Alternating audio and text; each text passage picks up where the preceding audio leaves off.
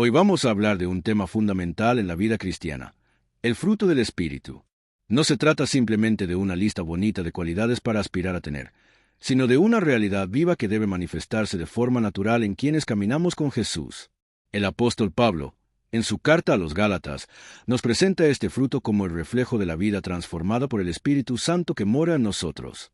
Gálatas 5, 16-26 es un pasaje clave para entender cómo esa transformación ocurre y qué impacto tiene en nuestro diario vivir.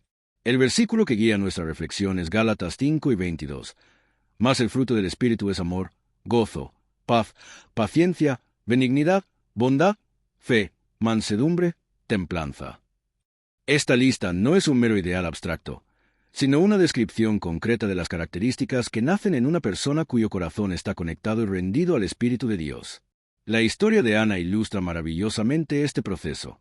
Ana, como muchos de nosotros, enfrentaba dificultades en su manera de reaccionar ante las situaciones cotidianas. El enojo era una emoción frecuente, una respuesta casi automática cuando las cosas no salían como ella esperaba o cuando se sentía lastimada. Lo que ella no sabía, o quizás no había entendido a fondo, es que esa manera de reaccionar no era el reflejo del corazón de Dios actuando en ella. Fue en un momento de quietud y búsqueda interior cuando decidió pedirle a Dios que produjera en ella ese fruto que Pablo describe. Lo que Ana comenzó a experimentar fue un cambio gradual pero profundo. No fue un proceso instantáneo, sino que día tras día, en las circunstancias comunes y a veces difíciles, pudo notar cómo su forma de hablar se suavizaba, cómo escuchaba a otros con más atención y comprensión, y cómo su capacidad de perdonar se expandía. No era simplemente cuestión de voluntad, sino de un cambio interior real, una obra del Espíritu Santo que comenzaba a dar fruto en su vida. Ese cambio no pasó desapercibido para quienes la rodeaban. Sus amigos, familiares y compañeros notaban que algo diferente brillaba en ella, algo que se traducía en paz y en una actitud más amable y paciente. Cuando le preguntaban cómo lo había logrado, Ana respondía con humildad: «No soy yo, es Cristo en mí». En esa frase se resume la esencia del fruto del Espíritu. No es mérito humano, sino la vida de Cristo manifestada a través de nosotros. Es importante entender que el fruto del Espíritu no es un conjunto de hábitos que podamos imponer por disciplina o esfuerzo propio. Tampoco es algo que aparece de la noche a la mañana. Es el resultado natural y progresivo de una vida en comunión con Dios, de un corazón entregado y rendido a su guía. Cada uno de esos 9 aspectos, amor, gozo, paz, paciencia, benignidad, bondad, fe, mansedumbre y templanza, representa una dimensión de la vida cristiana que crece cuando el Espíritu Santo nos moldea y transforma. El amor, por ejemplo, es la base de todo. Sin amor verdadero, lo que hacemos pierde sentido y se convierte en rutina vacía. El gozo no depende de las circunstancias, sino de la seguridad interna de que Dios está presente y activo en nuestra historia.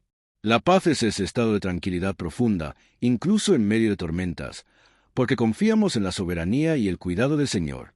La paciencia se manifiesta cuando, en lugar de reaccionar con impaciencia o ira, aprendemos a esperar con esperanza, sabiendo que Dios está obrando.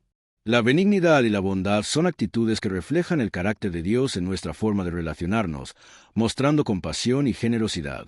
La fe es la confianza constante en Dios, incluso cuando no vemos el camino completo. La mansedumbre no es debilidad, sino fuerza controlada y humilde. Y la templanza, o dominio propio, es la capacidad de gobernar nuestras emociones, deseos y acciones para vivir de manera equilibrada. Cuando consideramos esta lista, podemos entender que el fruto del Espíritu es, en realidad, la vida misma de Cristo siendo expresada a través nuestro.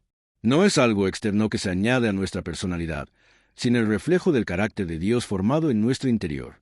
Pablo también nos advierte en ese mismo pasaje sobre el contraste entre el fruto del Espíritu y las obras de la carne, esas actitudes y comportamientos que surgen cuando vivimos separados de Dios. El enojo, la envidia, la discordia, la inmoralidad y otras manifestaciones de la carne son la evidencia de una vida desconectada de la fuente verdadera.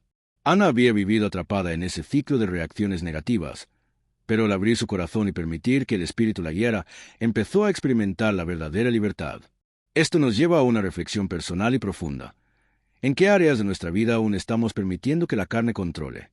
¿Qué frutos estamos cultivando y mostrando a los demás?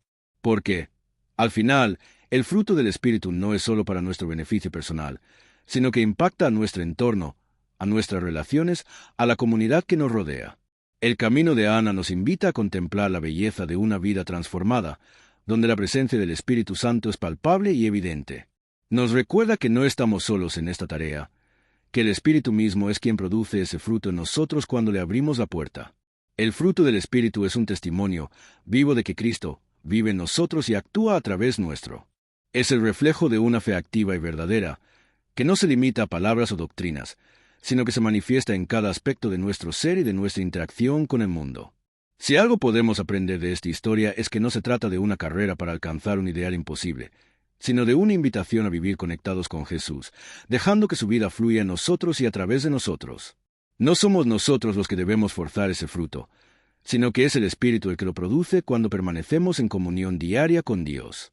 Este devocional es un recordatorio amoroso de que la vida cristiana no se basa en el esfuerzo humano aislado, sino en la presencia constante y transformadora del Espíritu Santo.